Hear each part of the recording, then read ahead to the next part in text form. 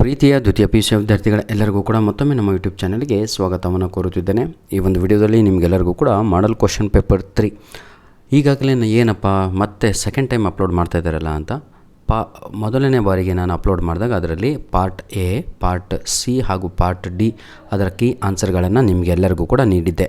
ಈ ಒಂದು ವಿಡಿಯೋದಲ್ಲಿ ನಿಮಗೆಲ್ಲರಿಗೂ ಕೂಡ ಮಾಡಲ್ ಕ್ವಶನ್ ಪೇಪರ್ 3ನಲ್ಲಿ ಇರುವಂತಹ 2 ಮಾರ್ಕ್ಸ್ ಕ್ವಶನ್ಸು, 3 ಮಾರ್ಕ್ಸ್ ಕ್ವಶನ್ಸು ಹಾಗೂ 4 ಮಾರ್ಕ್ ಕ್ವಶನ್ಸಿನ ವಿವರಣೆಯನ್ನು ನೀಡ್ತಾ ಇದ್ದೇನೆ. ಅಂದರೆ ವಿತ್ ಕೀ ಆನ್ಸರನ್ನು ಅಪ್ಲೋಡ್ ಮಾಡಿ ಕೊಡ್ತಾ ಇದ್ದೇನೆ ವಿದ್ಯಾರ್ಥಿಗಳೇ.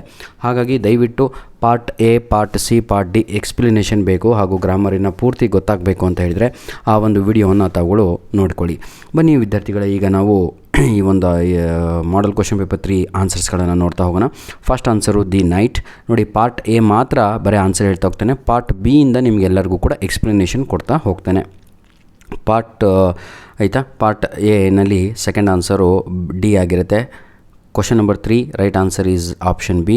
Question number 4 right answer is option B.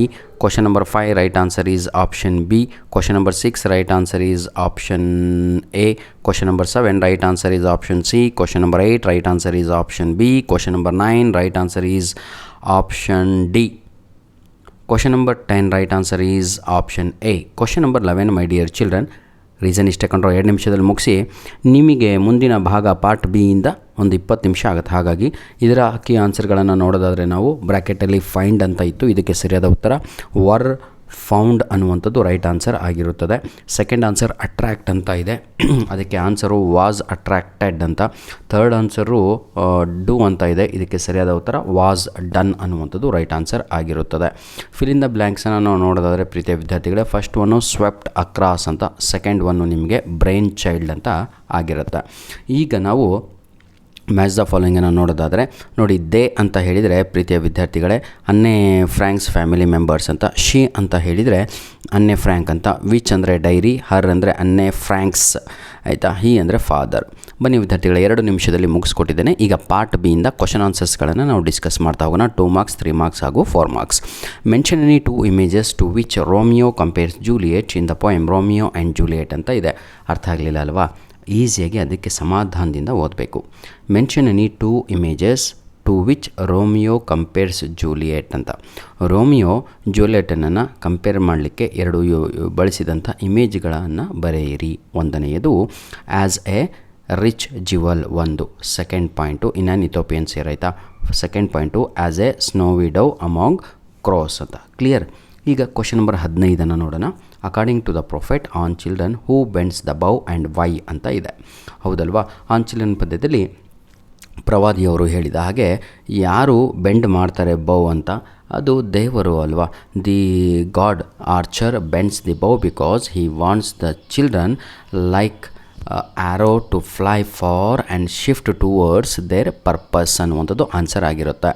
Name any 2 popular courses in Earth University ಅಂತ ಇದೆ. A to Z organic farming ಹಾಗೂ ಗಾಂಧಿ ಆ್ಯಂಡ್ ಗ್ಲೋಬಲೈಸೇಷನ್ ಆಗಿರುತ್ತೆ. ಕ್ವಶನ್ ನಂಬರ್ 17 ನೋಡೋಣ ಮಕ್ಕಳೇ. ಹೂ ಅಪೋಸ್ಡ್ ಕಮ್ಮ ಲ್ಯಾಂಡ್ ಲಾರ್ಡ್ಸ್ ಅಂತ ಇದೆ. ಎ ದಲಿತ್ ವುಮೆನ್ ಅಪೋಸ್ಡ್ ಕಮ್ಮ ಲ್ಯಾಂಡ್ ಲಾರ್ಡ್ಸ್ ಅಂತಲೂ ಬರಿಬೋದು, ಅಥವಾ ಕರ್ಮಚೇದು ಸುವರ್ಥಮ್ಮ ಅಪೋಸ್ಡ್ ಕಮ್ಮ ಲ್ಯಾಂಡ್ ಲಾರ್ಡ್ಸ್ ಅಂತ ಬರಿಬೋದು. What did she use to oppose them ಅಂತ ಇದೆ. ಶಿ ಲಿಫ್ಟೆಡ್ ಹರ್ ವೆಸಲ್ ಅಂತ. ನೋಡಿ, ಶಿ ಲಿಫ್ಟೆಡ್ ಹರ್ ಪಾಟ್ ಆಯಿತಾ ಟು ರೆಸಿಸ್ಟ್ ಅಂತ. ಬನ್ನಿ ವಿದ್ಯಾರ್ಥಿಗಳು, ಈಗ 3 ಮಾರ್ಕ್ಸ್ ಕ್ವಶನ್ಸ್ಗಳನ್ನು ನೋಡ್ತಾ ಹೋಗೋಣ ನಾವು. ಆನ್ಸರ್ ಎನಿ 4 ಅಂತ ಇದೆ. ಇಲ್ಲಿ 3 ಮಾರ್ಕ್ಸ್ ಕ್ವಶನ್ಸ್ಗಳನ್ನು ನಾವು ನೋಡ್ಬೋದು. Write a short note on ಆಯಿತಾ Cormac Cullinan thought of suppression as quoted by Vandana Shiva ಅಂತ ಇದೆ. ನೋಡಿ ವಿದ್ಯಾರ್ಥಿಗಳೇ, ಇವೆಲ್ಲವೂ ಕೂಡ ಹಾಟ್ ಕ್ವಶನ್ನು. ಇಷ್ಟು ವರ್ಷ ಸುಮಾರು ನಾನು ನೋಡ್ದಂಗೆ ಹೆಚ್ಚು ಕಡಿಮೆ ಒಂದು 5-6 ವರ್ಷಗಳಿಂದ ಯಾವುದೇ ರೀತಿಯಾದಂಥ ಇಂಥ ಪ್ರಶ್ನೆಗಳು ಕೇಳ್ತಾ ಇರಲಿಲ್ಲ. ಈಗ ಕೇಳಲಿಕ್ಕೆ ಪ್ರಾರಂಭ ಮಾಡಿದ್ದಾರೆ. ಹಾಗಾಗಿ ತಾವುಗಳು ಎಲ್ಲ ಕಾರ್ನರು ಕೂಡ ಓದಬೇಕಾಗತ್ತೆ. ಫಾರ್ ಎಕ್ಸಾಂಪಲ್ ಕ್ವಶನ್ ನಂಬರ್ 18ಕ್ಕೆ ನಿಮ್ಮ ಟೆಕ್ಸ್ಟ್ ಬುಕ್ಕಲ್ಲಿ ಪೇಜ್ ನಂಬರ್ 25 ಥರ್ಡ್ ಪ್ಯಾರಾಗ್ರಾಫ್ ಅದು ಇದೆ ಅಲ್ವಾ, ಅದೇ ಆನ್ಸರ್ ಆಗಿರುತ್ತೆ. ಈ ಆನ್ಸರ್ ಓದ್ಕೊಂಡು ಆ ಪೇಜ್ ನಂಬರ್ ಓಪನ್ ಮಾಡ್ಕೊಂಡು ಪೇಜ್ ನಂಬರ್ 25 ಥರ್ಡ್ ಪ್ಯಾರಾಗ್ರಾಫು ಅದನ್ನು 2 ಕೂಡ ಟ್ಯಾಲಿ ಮಾಡಿಕೊಂಡು ಒಂದು ಆನ್ಸರನ್ನು ರೆಡಿ ಮಾಡ್ಕೊಳ್ಳಿ. ಯಾಕಂದರೆ ಇವೆಲ್ಲವೂ ಕೂಡ ಕತೆಗಳಲ್ಲ. ತಾವುಗಳು ಇದನ್ನು ಏನಂತೀರ, ಯಾವ ರೀತಿಯಾಗಿ ಪಾಠ ಕೇಳಿರ್ತೀರೋ ಆ ರೀತಿಯಾಗಿ ಬರೀಯುವಂಥದ್ದು ಉತ್ತರಗಳು ಆಗಿರ್ತವೆ. ಫಾರ್ ಎಕ್ಸಾಂಪಲ್ ಕ್ವಶನ್ ನಂಬರ್ 19 ನೋಡಿ. ಹೌ ಡಸ್ ಡೋನಾಲಾರಾ describe her own death in a sunny morning. ತನ್ನ ಸಾವನ್ನು ಯಾರು ಡೋನಾಲಾರಾ ತಾನಾಗಿ ಯಾವ ರೀತಿಯಾಗಿ ತಂದುಕೊಳ್ಳುತ್ತಾಳೆ ಅಂತ ಪ್ರಶ್ನೆ ಇದೆ. ಈಗ ತಾವುಗಳು ಈ ಕಾಣ್ತಾ ಇರೋದೇ ಬರೀ 3 ಲೈನು, ಇಷ್ಟು ಬರೆದ್ರೆ ಮಾರ್ಕ್ಸ್ ಕೊಡ್ತಾರಾ? ಕೊಡಲ್ಲ ಕಣ್ರಿ. ಹಾಗಾಗಿ ನನ್ನ ವಿದ್ಯಾರ್ಥಿಗಳೇ, ಇದು ನಮ್ಮ ವೀಕ್ ಸ್ಟೂಡೆಂಟ್ಸ್ಗಳು, ಭಾಳ ಇಂಗ್ಲೀಷಿಂದ ದೂರ ಇರುವವರಿಗೆ ಇಷ್ಟು ಕಲ್ತ್ಬಿಟ್ಟು ಅವರು ಬರೀಲಿ ಅಂತ. ಕ್ವಶನ್ ನಂಬರ್ 19ಕ್ಕೆ ನಿಮಗೆ ಪೇಜ್ ನಂಬರ್ 45 ನಿಮ್ಮ ಟೆಕ್ಸ್ಟ್ ಬುಕ್ಕಲ್ಲಿ ದೊಡ್ಡಕ್ಕೆ ಒಂದು ಪ್ಯಾಸೇಜ್ ಕಾಣುತ್ತೆ. ಮಿಡ್ಲು ಸೆಂಟರ್ ಆಫ್ ದಿ ಪೇಜಲ್ಲಿ ಪೇಜ್ ನಂಬರ್ 45ರಲ್ಲಿ ಆಯಿತಾ ಒಂದು ಪ್ಯಾಸೇಜ್ ಕಾಣುತ್ತೆ, ಅದು ಅದರ ಉತ್ತರ ಆಗಿರುತ್ತೆ. ಇಲ್ಲ ಸರ್ ನಮಗೆ ಗೊತ್ತಾಗಲ್ಲ ಸರ್ ಅಂತ ಹೇಳಿದರೆ, ಯಾರಿಗೆ ಗೊತ್ತಾಗಲ್ವೋ ಡೈರೆಕ್ಟಾಗಿ ನನಗೆ ಮೆಸೇಜ್ ಹಾಕಿ, ಸರ್ ನನಗೆ ಕ್ವಶನ್ ಆನ್ಸರ್ಸು ಯಾವುದು ಸನ್ನಿ ಮಾರ್ನಿಂಗ್ ಬೇಕು ಅಂತ ನಾನು ಡೈರೆಕ್ಟಾಗಿ ನಿಮಗೆ ಲಿಂಕನ್ನು ಕಳಿಸಿ ಕೊಡ್ತೇನೆ ಆಯಿತಾ. ಈ ವಿಡಿಯೋದ ಡಿಸ್ಕ್ರಿಪ್ಷನ್ ಬಾಕ್ಸಲ್ಲಿ ಪ್ರತಿಯೊಂದು ಇಂಪಾರ್ಟೆಂಟ್, ಯಾಕಂದರೆ ಈ 3 ಲೈನು ಬರೆಯೋದ್ರಿಂದ ನಿಮಗೆ 3ಕ್ಕೆ 3 ಮಾರ್ಕ್ಸ್ ಕೊಡಲ್ಲ ಸರ್. ಹಾಗಾಗಿ ನಾನು ಹೇಳ್ತಿರುವಂಥದ್ದು ವಿದ್ಯಾರ್ಥಿಗಳೇ, ಜಾಸ್ತಿ ಬರೀಬೇಕಾಗಿರುತ್ತೆ. 3 ಮಾರ್ಕ್ಸಿಗೆ 15 ಲೈನ್ಗಳನ್ನು ಬರೀಬೇಕು, 4 ಮಾರ್ಕ್ಸಿಗೆ 25 ಲೈನು ಪ್ಲಸ್ ಬರೀಬೇಕಾಗತ್ತೆ. ಧನ್ಯವಾದಗಳು. ಈಗ ನಾವು ಮುಂದಿನ ಭಾಗವನ್ನು ನೋಡೋಣ ಆಯಿತಾ. Question number 20, describe the uniqueness of the poet's love as experienced in when you are world ಅಂತ ಇದೆ. ನಾನು ನಿಮಗೆ ಹೇಳಿದ ಹಾಗೆ ಇದೇ ವಿಡಿಯೋದ ಡಿಸ್ಕ್ರಿಪ್ಷನ್ ಬಾಕ್ಸಲ್ಲಿ ವೆನ್ ಯು ಆರ್ ವರ್ಲ್ಡಿನ ಪರ್ಫೆಕ್ಟ್ ಆನ್ಸರು ಇದೇ ವಿಡಿಯೋದ ಡಿಸ್ಕ್ರಿಪ್ಷನ್ ಬಾಕ್ಸಲ್ಲಿ ಅಪ್ಲೋಡನ್ನು ಮಾಡಿ ಕೊಟ್ಟಿರ್ತೇನೆ. ಅದನ್ನು ಬರೆದು ಪ್ರಾಕ್ಟೀಸ್ ಮಾಡಿ, ಜೊತೆಗೆ ಇದನ್ನು ಕೂಡ ಸ್ವಲ್ಪ ಓದ್ಕೊಂಡ್ರೆ ಆಯಿತಾ ನಿಮಗೆ ಹೆಲ್ಪ್ಫುಲ್ ಆಗುತ್ತೆ ಅಂತ ಹೇಳ್ತಾ ಮುಂದಿನ ಕ್ವಶನಿಗೆ ಹೋಗ್ತಾ ಇದ್ದೇನೆ. Write a note on the life of the foot in the shoe as described to the food from his child ಅಂತ ಇದೆ. ಹಾಗಿದ್ದರೆ to the food from his ಚೈಲ್ಡಲ್ಲಿ ಆಯಿತಾ ಈ 100% ಇದು ಎಕ್ಸಾಮಿಗೂ ಬರುತ್ತೆ, ನಿಮಗೆ ಆನ್ಯುವಲ್ ಎಕ್ಸಾಮಿಗೆ. ಹಾಗಿದ್ರೆ ಏನು ಮಾಡಬೇಕು ಅಂತ, ಹಾಗಿದ್ರೆ ಏನು ಮಾಡಬೇಕು ಅಂದರೆ ಈ ವಿಡಿಯೋದ ಡಿಸ್ಕ್ರಿಪ್ಷನ್ ಬಾಕ್ಸಲ್ಲಿ 100% ಅದನ್ನೇ ಬರೆದ್ರೆ ನೀವು ಆಯಿತಾ. ಯಾಕಂದರೆ 3 ಲೈನು ಬರೆಯೋದ್ರಿಂದ 3 ಅಂಕಗಳು ನಿಮಗೆ ಕೊಡಲ್ಲ. ಬೇಕಾರೆ ನಿಮಗೆ ಪಾಠ ಮಾಡುತ್ತಿರುವಂಥ ಲೆಕ್ಚರ್ಗಳಿಗೂ ಕೂಡ ತಾವುಗಳು ಕೇಳಿಬೇಕಾರೆ. ನಾನು ಹೇಳುವಂಥದ್ದು ಇಷ್ಟೇ ಮಕ್ಕಳೇ, ಯಾವುದೇ ಕಾರಣಕ್ಕೂ ಮಿಸ್ ಮಾಡ್ಕೋಬೇಡಿ. ನಾನು ಇನ್ನು ಮುಂದಿನ ದಿನಗಳಲ್ಲಿ ನಿಮಗೆ ಇದನ್ನೇ ಓದಿ ಇದೇ ಪಾಠ ಓದಿ ಇದೇ ಬರುತ್ತೆ ಅಂತಹ ವೀಡಿಯೋಸ್ಗಳನ್ನು ಕೂಡ ಮಾಡಿಕೊಡ್ತೇನೆ. ಈಗ ಹೇಳುವಂಥದ್ದು ಇಷ್ಟೇ ನಿಮಗೆ, ಇದೇ ವಿಡಿಯೋದ ಡಿಸ್ಕ್ರಿಪ್ಷನ್ ಬಾಕ್ಸಲ್ಲಿ ಈ ಹೆವನ್ ಆಗಿರ್ಬೋದು, to the food from his child ಆಗಿರ್ಬೋದು, ವೆನ್ ಯು ಆರ್ ವರ್ಲ್ಡ್ ಆಗಿರ್ಬೋದು, ಇದರ ಸಮ್ಮರಿಯನ್ನು ಕೊಟ್ಟಿರ್ತೇನೆ. ಪರ್ಫೆಕ್ಟು ಅದೇ ರೀತಿಯಾಗಿ ಬರೆದು ರೆಡಿಯಾಗಿ ಅಂತ ನಾನು ನಿಮ್ಮಲ್ಲಿ ಒಂದು ರಿಕ್ವೆಸ್ಟನ್ನು ಮಾಡಿಕೊಳ್ಳುತ್ತಿದ್ದೇನೆ. ಈ ಆನ್ಸರ್ಗಳನ್ನು ಒಮ್ಮೆ ಬರ್ಕೊಂಡು ತಾವುಗಳು ಇದನ್ನು ಕೂಡ ಕಲಿತು ರೆಡಿಯಾಗಿ. ಇವೆಲ್ಲ ಕ್ವಶನ್ಸ್ಗಳು ನಿಮ್ಮ ಪ್ರಿಪೇರ್ಟಿಗೂ ಕೂಡ ಹೆಲ್ಪ್ ಆಗುತ್ತೆ. Why is eating soup dangerous in Japan ಅಂತ, ಇದು ಭಾಳ ಈಸಿಯಾಗಿರುವಂಥ ಒಂದು ಪ್ರಶ್ನೆ. ಇದು ಆನ್ಸರ್ ಇರೋದೇ ಇಷ್ಟೇ ಬರೆದ್ರೆ ಸಾಕು, ನಿಮಗೆ 3ಕ್ಕೆ 3 ಮಾರ್ಕ್ಸು ಕೊಡ್ತಾರೆ. ಯಾವುದೋ ಪೇಜ್ ಕ್ವಶನ್ ನಂಬರ್ 23 ಇದೆ ಅಲ್ವಾ ಆಯಿತಾ, ಅದನ್ನು ಪರ್ಫೆಕ್ಟಾಗಿ ಬರೀರಿ. ಇದನ್ನು ಬೇಕಾದ್ರೆ ಎಕ್ಸ್ಪ್ಲನೇಷನ್ ಮಾಡಿ ಕೊಡ್ತೇನೆ ನೋಡಿ. Eating soup in Japan is very dangerous because of the confusion about mannerism ಅಂತ. One must make a loud noise ಅಂತ ಹೇಳಿದರೆ, ಫಿಯರ್ಫುಲ್ ನಾಯ್ಸ್ ಅಂತ ಹೇಳಿದರೆ ಏನಂತೀರ ತಾವುಗಳು, ಏನಂತೀರ ಸರ್ ಅದಕ್ಕೆ, ಡಿಸ್ಗಸ್ಟಿಂಗ್ ನಾಯ್ಸ್ ಅಂತಹ ನಾಯ್ಸ್ಗಳನ್ನು ಅಲ್ಲಿ ಮಾಡಬೇಕಾಗತ್ತೆ. ಆದರೆ ನಮ್ಮ ಸಂಪ್ರದಾಯದಲ್ಲಿ ನಾವು ಏನು ಊಟ ಮಾಡುವ ಸಮಯದಲ್ಲಿ ಸೌಂಡನ್ನು ಮಾಡುವ ಹಾಗಿಲ್ಲ. ಆದರೆ ಅಲ್ಲಿ ಈಟಿಂಗ್ ಸೂಪ್ ಟೈಮಲ್ಲಿ ಸುರ್ರ್ ಅಂತ ಜೋರಾಗಿ ಕುಡಿದ್ರೆ ಅವರಿಗೆ ಅದು ಅಪ್ರಿಷಿಯೇಷನ್ ಕೊಟ್ಟ ಹಾಗೆ. If you do not make the noise, ಆ ರೀತಿಯಾಗಿ ತಾವುಗಳು ಸುರ್ರ್ ಅಂತ ಹೇಳಿ ವಾಯ್ಸ್ ಮಾಡ್ಕೊಂಡು ಕುಡಿಲಿಲ್ಲ ಅಂದರೆ ದಿ ಹಾಸ್ಟೆಸ್ ಅಂದರೆ ನಿಮಗೆ ಮನೆಗೆ ಕರೆದವರು ಆಯಿತಾ, they thinks you are very rude person, ನೀವು ಭಾಳ ರೂಡ್ ಅಂತ ಅರ್ಥ ಮಾಡ್ಕೊತಾಳೆ. But if you don't make the noise ನೋಡಿ, they may still think you are a ill natured man, ಸಂಪ್ರದಾಯ ಇಲ್ಲದಂಥ ವ್ಯಕ್ತಿ ಕಂಡು ತಿಂದು ಉಂಡು ಬೆಕ್ಕನಂತ ಹೋಗ್ಬಿಟ್ನಲ್ಲ ಅಂತ ಈ ರೀತಿಯಾಗಿ ಅಂದ್ಕೊತಾರೆ. ಹಾಗಾಗಿ ಮಕ್ಕಳೇ, ಕ್ವಶನ್ ನಂಬರು ಈಗ ನಾವು 4 ಅಂಕದ ಪ್ರಶ್ನೆಗಳ ಕಡೆಗೆ ಹೋಗ್ತಾ ಇದ್ದೀವಿ, 4 ಮಾರ್ಕ್ಸ್ ಕ್ವಶನ್ಸ್ ಕಡೆಗೆ. Answer any 3 of the following questions ಅಂತ ಇದೆ. ಇದು 4 ಅಂಕದ ಪ್ರಶ್ನೆಗಳಲ್ಲಿ ಪ್ರೀತಿಯ ವಿದ್ಯಾರ್ಥಿಗಳೇ, what were the arguments put forth by the prisoner for not going out of the prison as in the 2 year ಅಂತ ಇದೆ. ಇದನ್ನು ಬರೆದು ಹೊಡೆದು ಬಿಡಬೇಕು, ಪಾಯಿಂಟ್ ವೈಸ್ ಬರ್ಕೊಳ್ಳಿ, ಆನ್ಸರ್ ಪರ್ಫೆಕ್ಟಾಗಿ ಅಷ್ಟೇ ನಾನು ಹೇಳುವಂಥದ್ದು ಆಯಿತಾ. ಇದಕ್ಕೆ ಕರೆಕ್ಟಾಗಿ ನಿಮಗೆ ಮಾರ್ಕ್ಸನ್ನು ಕೊಡ್ತಾರೆ, ಯಾಕಂದರೆ ಎಲ್ಲ ಕೀ ಪಾಯಿಂಟ್ಸು ಈ ಒಂದು ಉತ್ತರದಲ್ಲಿ ಕವರ್ ಇದೆ. ಯಾವುದೇ ಕಾರಣಕ್ಕೂ ಬಿಡಬಾರ್ದು, ಬರ್ಕೋಬೇಕು, ಕಲಿಬೇಕು. ಎಲ್ಲ ಮಾಡಲ್ ಕ್ವಶನ್ ಪೇಪರಲ್ಲೂ ಈ ಕ್ವಶನ್ ರಿಪೀಟ್ ಆಗಿದೆ. ನೆಕ್ಸ್ಟ್ ಕ್ವಶನ್ ನಂಬರ್ 25 ನೋಡೋಣ. Do you agree that the play sunny morning deals with the human weakness of for flying, explain with suitable examples ಅಂತ ಇದೆ. ಇದು ಹಾರ್ಡ್ ಕ್ವಶನ್ ಕೊಂಡ್ರು, ಭಾಳ ಏನಂತೀರ ಲೆವೆಲ್ಲಿಗೆ, ಟಾಪ್ ಲೆವೆಲಿಗೆ ಇರುವಂಥ ವಿದ್ಯಾರ್ಥಿ ಮಾತ್ರ ಇಂತಹ ಉತ್ತರಗಳನ್ನು ಬರೆಯಬಹುದು. ಇದರ ಕ್ವಶನಿನ ಮೀನಿಂಗ್ ಹೇಳ್ತೀನಿ ನೋಡಿ. ಡು ಯು ಅಗ್ರಿ, ನೀವು ಅಗ್ರಿ ಮಾಡ್ತೀರಾ, that the play sunny morning deals with the human weakness for lying ಅಂತ. ಅಂದರೆ ಇದು ನಮ್ಮ ವೀಕ್ನೆಸ್ ಅಂತ ಅಂದ್ಕೊತೀರಾ, ಇದು ಸುಳ್ಳು ಹೇಳೋದಲ್ಲ. ಈ ರೀತಿಯಾಗಿ ತಾವುಗಳು ಒಪ್ಪಿಕೊಳ್ಳುತ್ತೀರಾ ಅಂತ ಇಲ್ಲಿ ಕೇಳಿದ್ದಾರೆ. ಎಕ್ಸ್ಪ್ಲೇನ್ ವಿತ್ ಸೂಟಬಲ್ ಎಕ್ಸಾಂಪಲ್ಸ್ ಅಂತ, ಆಯಿತಾ. ನೆಕ್ಸ್ಟ್ ಕ್ವಶನ್ ನಂಬರ್ 26 ನಾವು ನೋಡೋದಾದರೆ, how did the plantation owners life style change after the arrival of the old man ಅಂತ ಇದೆ. ಪರ್ಫೆಕ್ಟಾಗಿ ಆನ್ಸರ್ ಇದೆ. ನಿಮಗೆ ಇದಕ್ಕಿಂತ ಪರ್ಫೆಕ್ಟಾಗಿ ಆನ್ಸರ್ ಬೇಕು, ನನಗೆ 4ಗೆ 4 ಮಾರ್ಕ್ಸ್ ಬೇಕೇ ಬೇಕು ಅಂದವರು ಇದೇ ವಿಡಿಯೋದ ಡಿಸ್ಕ್ರಿಪ್ಷನ್ ಬಾಕ್ಸಿನ ಕೆಳಗಡೆ 100% 4ಕ್ಕೆ 4 ಕೊಡುವಂತಹ ಒಂದು ಆನ್ಸರನ್ನು ಅಪ್ಲೋಡನ್ನು ಮಾಡಿ ಕೊಡ್ತೇನೆ. ಅದನ್ನು ತಾವುಗಳು ಬರೆದು ಕಲ್ತ್ರೆ ಸಾಕು, ಆಯಿತಾ. ಇಲ್ಲ ಸರ್ ನಮಗೆ ಅರ್ಜೆಂಟ್ ಇದೆ, ಹೀಗೆ ಬೇಕು ಅಂದರೆ ನಮ್ಮ ಹತ್ರ ಗೈಡ್ ಇಲ್ಲ, ನಮಗೆ ಏನು ಗೊತ್ತಾಗಲ್ಲ ಅಂತ ವಿದ್ಯಾರ್ಥಿಗಳು ಟೆಕ್ಸ್ಟ್ ಬುಕ್ ಇದ್ದರೆ ನಿಮ್ಮ ಹತ್ರ, ಆಯಿತಾ, ಪೇಜ್ ನಂಬರು 60 ಓಪನ್ ಮಾಡ್ಕೊಂಡ್ರೆ ಪೇಜ್ ನಂಬರ್ 60 ಕ್ವಶನ್ ನಂಬರ್ 26ಕ್ಕೆ ಆನ್ಸರ್ ಇದೆ.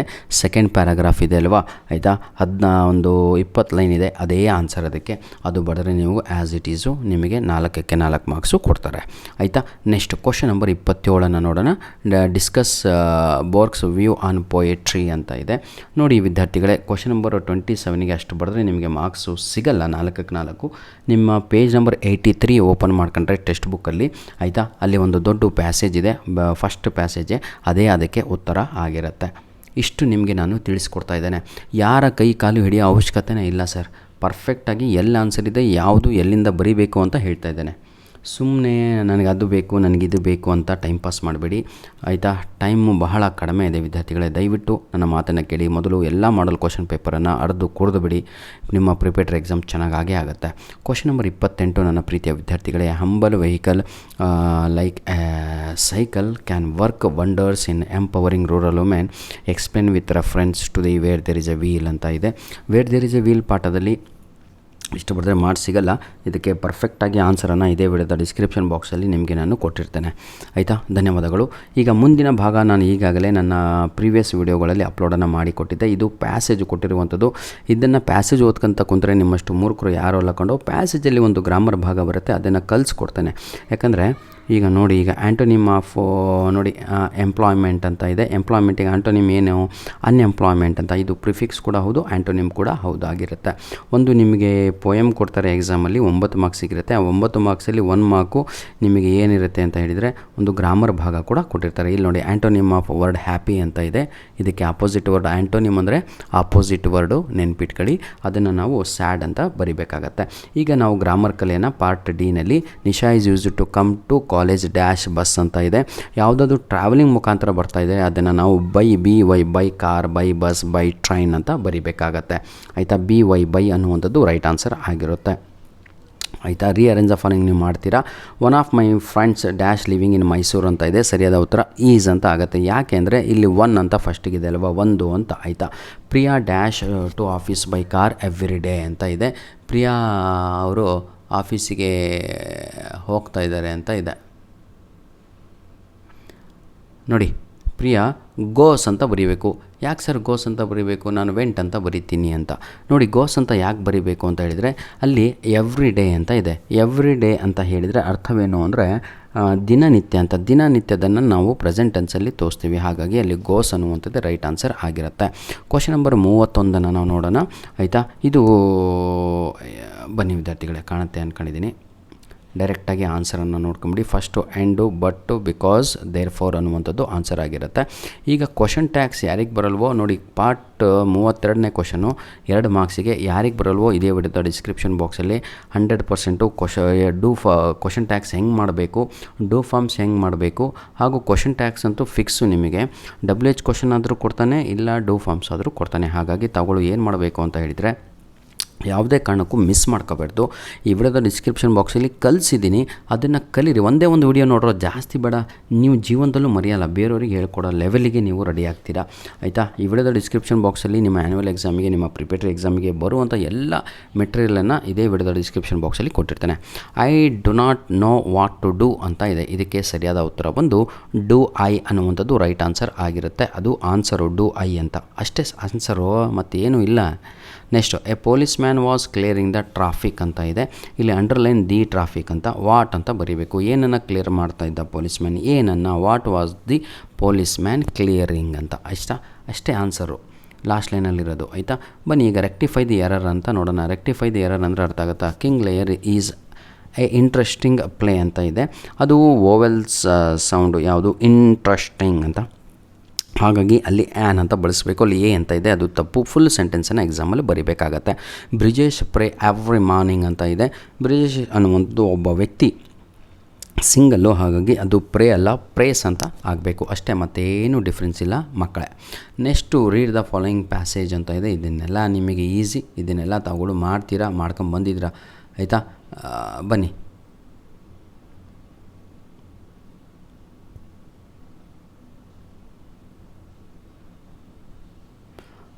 ಇದ್ಯಾವುದು ರಿಪೋರ್ಟ್ ದಿ ಫಾಲೋಯಿಂಗ್ ಕಾನ್ವರ್ಸೇಷನ್ ಅಂತ ಇದೆ. ಇದು ಬಹಳ ಸಲ ಎಕ್ಸಾಮಿಗೆ ಕೂಡ ಬರ್ತಾ ಇದೆ, ಆದರೆ ಮಕ್ಕಳು ಇದನ್ನು ಯಾಕೋ ಭಾಳ ನೆಗ್ಲೆಕ್ಟ್ ಮಾಡ್ತಾಯಿದ್ದೀರಾ. ದಯವಿಟ್ಟು ಇದನ್ನು ಆಯಿತಾ ಸ್ವಲ್ಪ ಕಲೀರಿ. ನಾನು ಡೈರೆಕ್ಟ್ ಆ್ಯಂಡ್ ಇಂಡೈರೆಕ್ಟ್ ಸ್ಪೀಚಿನ ಮೇಲೆ ಬಹಳ ವೀಡಿಯೋಸ್ಗಳನ್ನು ಮಾಡಿದ್ದೇನೆ. ನಿಮಗೆ ಇದರಲ್ಲಿ 0 ಮಾರ್ಕ್ಸ್ ಬರೋದು ಖಚಿತ. ಯಾವಾಗ ಅಂತ ಹೇಳಿದರೆ if you don't do practice, ಇಷ್ಟಂತೂ ನಾನು ಹೇಳಬಲ್ಲೆ. ಯಾಕಂದರೆ ವ್ಯಾಲ್ಯೂಯೇಷನ್ ಹೋದಾಗ ಮಕ್ಕಳು ಎಲ್ಲ ಕಡೆಯೂ ಔಟ್ ಆಫ್ ಔಟ್ ತಕ್ಕಂತ ಬಂದಿರ್ತಾರೆ. ಟೀಚರ್ ಕೂಡ ವೇಟ್ ಮಾಡ್ತಾಯಿದ್ದಾರೆ, ಬಂದು ತಾಳು ಮಗ ನಿನಗೆ ಕ್ವಶನ್ ನಂಬರ್ 34ರಲ್ಲಿ ನೀನು 0 ತೆಗಿತೀಯ ಅಂತ ಅವರು ವೇಟ್ ಮಾಡ್ತಾಯಿದ್ದಾರೆ. ನೀವು ಹಾಗೆ ಬರೆದಿರ್ತೀರ, ಆವಾಗ 0, 1 ಈ ರೀತಿಯಾಗಿ ತೆಗಿತೀರ. ಹಾಗಾಗಿ ನನ್ನ ಪ್ರೀತಿಯ ವಿದ್ಯಾರ್ಥಿಗಳೇ, ಡೈರೆಕ್ಟ್ ಆ್ಯಂಡ್ ಇಂಡೈರೆಕ್ಟ್ ಸ್ಪೀಚ್ ಅಂತ ಕರಿತೀವಿ. ರಿಪೋರ್ಟ್ ದಿ ಫಾಲೋಯಿಂಗ್ ಕಾನ್ವರ್ಸೇಷನ್ ಅಂತ ಹೇಳಿದರೆ ಅದು ಎಲ್ಲಿದೆ ಅಂತ ಹೇಳಿದರೆ ಇದೇ ವಿಡಿಯೋದ ಡಿಸ್ಕ್ರಿಪ್ಷನ್ ಬಾಕ್ಸಿನ ಕೆಳಗಡೆ ನನ್ನ ಜಾಸ್ತಿ ವೈರಲ್ ಆಗಿರುವ ವೀಡಿಯೋಸ್ಗಳಲ್ಲಿ ಆಯಿತಾ ಇವೇ ಎಲ್ಲವೂ ಕೂಡ. ಯಾವುದು ಅಂತ ಹೇಳಿದರೆ ಆಯಿತಾ ನಿಮ್ಮ ಏನಂತೀರ ತಾವುಗಳು ವೈರಲ್ ಆಗಿರುವ ವೀಡಿಯೋಸ್ಗಳಲ್ಲಿ ಡೈರೆಕ್ಟ್ ಆ್ಯಂಡ್ ಇಂಡೈರೆಕ್ಟ್ ಸ್ಪೀಚಿನ ವೀಡಿಯೋಸ್ಗಳೇ ಜಾಸ್ತಿ. ಈಸಿಯಾಗಿ ಎಕ್ಸ್ಪ್ಲನೇಷನ್ ಹೇಳ್ಕೊಟ್ಟಿದ್ದೇನೆ. 100% ತಾವುಗಳು ಗೆಟನ್ ಆಗೇ ಆಗ್ತೀರ ಎಕ್ಸಾಮಲ್ಲಿ. ಏನೂ ಇಲ್ಲ ಕಂಡ್ರೋ, ಈಸ್ ಅಂತ ಇದ್ದರೆ ವಾಸ್ ಅಂತ ಬರೀಬೇಕು, ಐ ಅಂತ ಇದ್ದರೆ ಹಿ ಅಂತ ಬರೀರಿ ಅಥವಾ ಶಿ ಅಂತ ಬರೀಬೇಕು, ಜೆಂಡರ್ ನೋಡಿ ಬರೀಬೇಕಾಗತ್ತೆ ಆಯಿತಾ. ಅಷ್ಟೇ. ವಿಲ್ ಅಂತ ಇದ್ದರೆ ವುಡ್ ಅಂತ ಬರೀಬೇಕು. ಬನ್ನಿ, ಇದು 35 ಆಯಿತು. 36ನೇ ಕ್ವಶನ್ ಲಾಸ್ಟ್ ಮೇನ್ ಕ್ವಶನಲ್ಲಿದ್ದೀವಿ. ಇದು ಲೆಟರ್ ರೈಟಿಂಗ್ ಆಗಿರುತ್ತೆ. ಲೆಟರ್ ರೈಟಿಂಗು ಈ ರೀತಿಯಾಗಿ ಬರೀಬೇಕು. ಒಂದು ಪೇಪರ್ ಇಟ್ಕೊಂಡು ಪೆನ್ ಇಟ್ಕೊಂಡು ಕರೆಕ್ಟಾಗಿ ಈ ರೀತಿಯಾಗಿ ಬರ್ಕೊಂಡು ಇದನ್ನೇ ಗಟ್ಟು ಹೊಡೆದ್ಬಿಡಿ ಸರ್ ಆಯಿತಾ. ಈ ವಿಡಿಯೋದ ಡಿಸ್ಕ್ರಿಪ್ಷನ್ ಬಾಕ್ಸಲ್ಲಿ ನೀವೇನು ತಪ್ಪು ಮಾಡ್ತಾ ಇದ್ದೀರಾ ಇಷ್ಟು ಕೊಟ್ಟು ನಾವು ನೀವೆಲ್ಲ ಏನು ತಪ್ಪು ಮಾಡ್ತಾ ಇದ್ದೀರಾ ಅನ್ನೋದನ್ನು ಈ ವಿಡಿಯೋದ ಡಿಸ್ಕ್ರಿಪ್ಷನ್ ಬಾಕ್ಸಲ್ಲಿ ಒಂದು ಲಿಂಕನ್ನು ಕೊಟ್ಟಿರ್ತೇನೆ. ಯಾಕೆ ಮಕ್ಕಳಿಗೆ ಏನು ಬರ್ತಾ ಇಲ್ಲ ಅಂತ.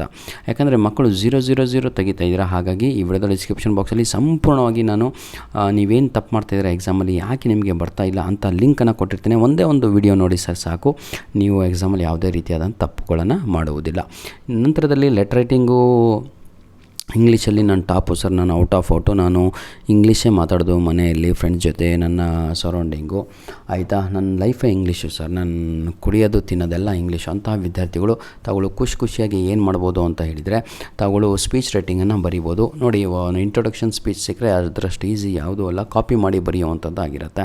ಈ ರೀತಿಯಾಗಿ ತಾವುಗಳು ಸ್ಪೀಚನ್ನು ಬರೀಬೇಕು. ಇಷ್ಟೇ ಅಲ್ಲ, ಕರೆಕ್ಟಾಗಿ ಒಂದು ಪೇಜ್ ತುಂಬಲೇಬೇಕು. 26-30 ಲೈನ್ ಬೇಕೇ ಬೇಕು. ಇಷ್ಟಂತೂ ನಾನು ಹೇಳಬಲ್ಲೆ. ಒಂದು ಪೇಜ್ ಇದ್ರೇ ಸ್ಪೀಚ್ ರೈಟಿಂಗಿಗೆ 5 ಮಾರ್ಕ್ಸ್ ಕೊಡ್ತಾರೆ, ಇಲ್ಲ ಅಂದರೆ ಕೊಡಲ್ಲ. ಧನ್ಯವಾದಗಳು ವಿದ್ಯಾರ್ಥಿಗಳೇ, ಆಲ್ ದ ಬೆಸ್ಟ್. ಹಾಗಾಗಿ ಎಲ್ಲ ಲೆಕ್ಚರರ್ಸ್ಗಳು ಎಲ್ಲ ಕಾಲೇಜಲ್ಲೂ ಎಲ್ಲ ಒಂದು ಡಿಸ್ಟಿಕ್ಗಳಲ್ಲಿಯೂ ಎಲ್ಲ ಒಂದು ಕಾಲೇಜ್ಗಳಲ್ಲಿಯೂ ನಿಮ್ಗೆ ಹೇಳುವಂಥದ್ದಷ್ಟೇ, ಲೆಟರ್ ರೈಟಿಂಗನ್ನು ಎಕ್ಸಾಮಲ್ಲಿ ಬರೆದರೆ ಸ್ಪೀಚ್ ರೈಟಿಂಗ್ಗಿಂತ ಜಾಸ್ತಿ ಮಾರ್ಕ್ಸ್ ಬರುತ್ತೆ ಅಂತ. ಧನ್ಯವಾದಗಳು ವಿದ್ಯಾರ್ಥಿಗಳೇ, God bless you all the best. ಇನ್ನೂ ಏನಾದರೂ ನಿಮಗೆ ಬೇಕಾದಲ್ಲಿ ತಾವುಗಳು ಕಮೆಂಟ್ ಮುಖಾಂತರ ನಮಗೆ ತಿಳಿಸಿ. ಇದರ ಒಂದು PDF ಕಾಪಿ ಬೇಕು ಅಂದರೆ ತಾವುಗಳು ಇದೇ ವಿಡಿಯೋದ ಡಿಸ್ಕ್ರಿಪ್ಷನ್ ಬಾಕ್ಸಿನ ಕೆಳಗಡೆ ಹೋಗಿ ಆಯಿತಾ. ಒಂದು 500 ಲೈಕ್ಸ್ ಆದ ತಕ್ಷಣ, 500 ಕಮೆಂಟ್ಸ್ ಬಂದ ತಕ್ಷಣ ನಿಮಗೆ ಉಚಿತವಾಗಿ ಈ ಒಂದು PDF ಕಾಪಿಗಳು ಲಭ್ಯ ಆಗುತ್ತೆ. ಧನ್ಯವಾದಗಳು.